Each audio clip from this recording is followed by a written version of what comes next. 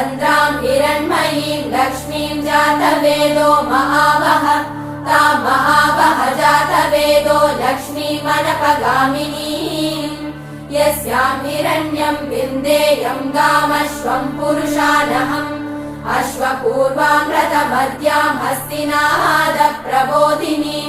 श्रियम् देवीमुपह्वये श्रीर्महादेवीर्जुषताम् ताम् सोऽस्मिताम् हिरण्यप्राकाराम् मात्राम् ज्वलन्तीम् तृप्ताम् तर्पयन्तीम् पद्मे स्थिताम् पद्मवर्णाम् तामिहोपह्वये श्रियम्